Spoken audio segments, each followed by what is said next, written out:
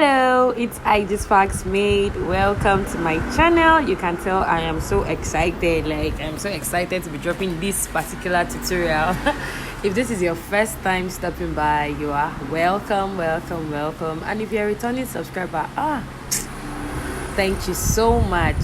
Thank you so much for stopping by. Okay, let's learn how to make this off-shoulder milkmaid blouse. So I'll be working with 1.5 yards of that fabric. So I went ahead to subtract 6 out of my tape and mark 6, and then my chest line, which was 8 inches.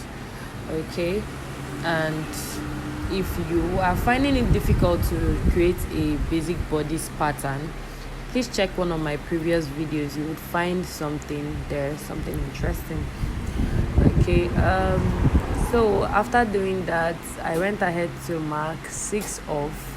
That's my off shoulder. I'm taking out 6. You can do 5, you can do 4, but 6 was really okay. It wasn't low, it wasn't high.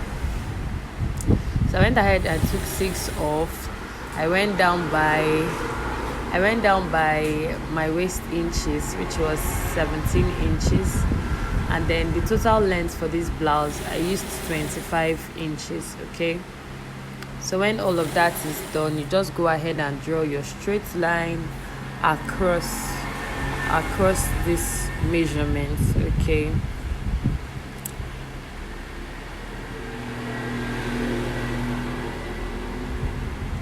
all right, so after doing that, I'll go ahead and impute my measurements, then marking out center front on this other side and center back on the other side.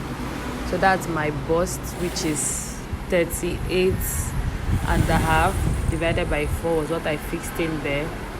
And then I also went ahead to include my under bust line for the front part of this dress. Remember, it's a milkmaid, and usually our milkmaid design is the whole puffiness around the under bust area or around your bust area. Okay, so the under bust measurement is very necessary because that is where our slash and spread will take place. Okay, so after doing that, I went ahead to mark my waist, my bust, my shoulder up here, and then my hip line. Though I reduced the hip by, I think, 1 inch or half an inch, whichever works, depends on how stretchy the fabric is. Like, this fabric is a crepe fabric and it was stretchy. It wasn't too stretchy, but it was actually stretchy. So after doing that, I went ahead to mark my shoulder points as well on my armhole line, on my chest line, and then I connected to create my armpit curve. Okay, then I'll go ahead for the back bodies. I just decided to just do both front and back, though our main focus here is our front bodies, but I just did it for the benefit of a beginner person. Okay, so it's just about the same procedure. The only difference is that for these back bodies, I will go ahead and do a back snatch behind. It usually helps my zip area not to bulge. So that is why I always have both front and back pattern made. So I'll go ahead and mark my nipple distance divided by 2 and get a straight line across. Now you can go ahead and add half inch on both sides, or you can just simply leave it that way. When you split it, you add the half inch. It still works very perfectly. So without that line I included here, if you just split it into 2 and add and replace the half inch to stitch it back, it works fine. Okay, so after doing that, I'll replace the 1 inch back at the sides, which I took in from the darts. So that's what I did there.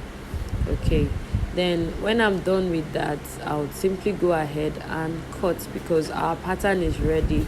So now the only thing I'm going to be doing on this back pattern is just to snatch the back part of my pattern.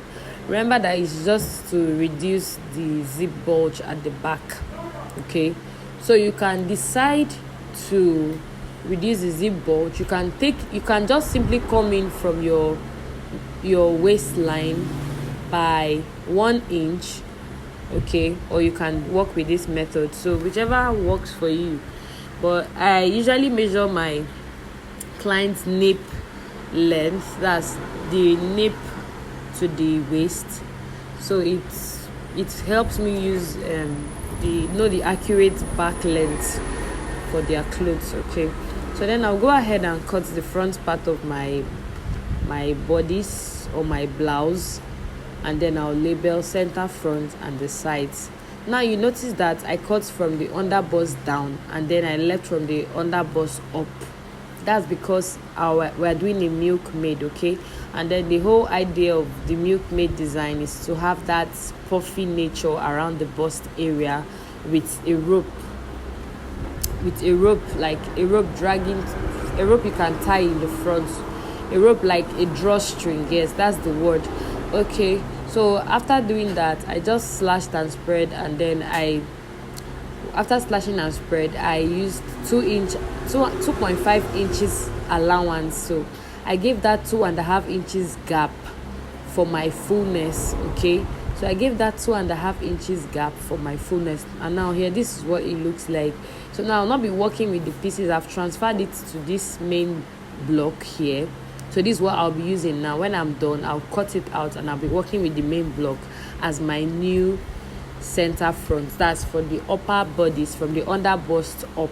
Okay, so now please, while cutting this upper bodies, this breast area, while cutting your milkmaid design here, do well to add half an inch in the front part of this milkmaid design. So your center front should have half an inch. Now I forgot to add the half an inch here, so what I did was I just splitted the front into two, then still restitched it because I had enough allowance. And then if you want your milkmaid to be fuller than what we have here, simply slash and spread and widen the space around your papers or your pattern. Widen the space, so you can use 3, you can use 3.5. Okay, so now I just went ahead and connected all of my darts, all of my allowances. Now for this back bodies and even for my front bodies, I worked with a total of half inch allowance, and then I shaped in by 1 inch.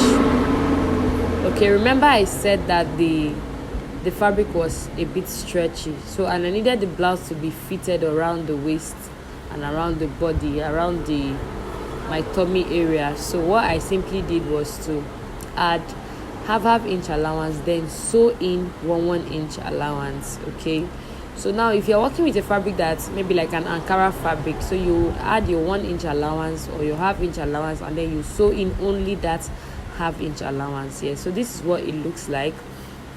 Then for the sleeves, I just did a free sleeves that I attached an elastic on the elbow parts, and I just bent it, so it's just one elastic on the elbow part, and then I put an elastic too on the upper parts of these sleeves.